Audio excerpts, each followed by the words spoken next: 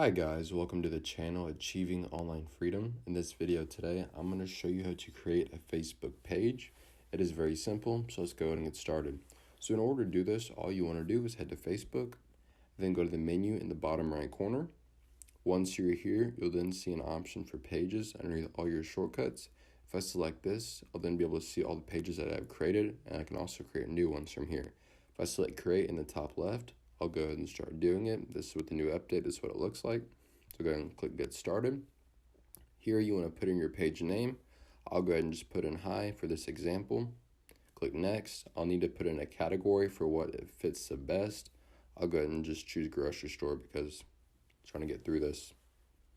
However, once it's done loading, I'll then need to fill in some information about the page. As you can see now, I can put in a bio. So my page is about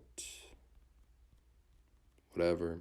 You can put in your website, you can put in your email, your phone number, put in the address or location, zip code, let people know what time the business is open or the page. Click next. Once you're done with all that, you can also customize your page by putting in your logo or putting in a profile picture. Once you're done with that, click next once again. You can add friends. And then once you're done with all that, go ahead and select done. And you'll then have a Facebook page on your Facebook profile. And if you ever want to switch back from your page to your actual Facebook profile, all you want to do is go to menu, go to hi at the very top of the screen. And then as you can see, I can change from these two pages or else to my profile.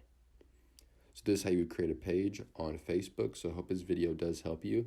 If it did, please make sure to like and subscribe to my channel. I'm trying to reach 1,000 subs by the end of the year. I cannot do without your help. Just want to say thank you for watching, and I will see you in the next video.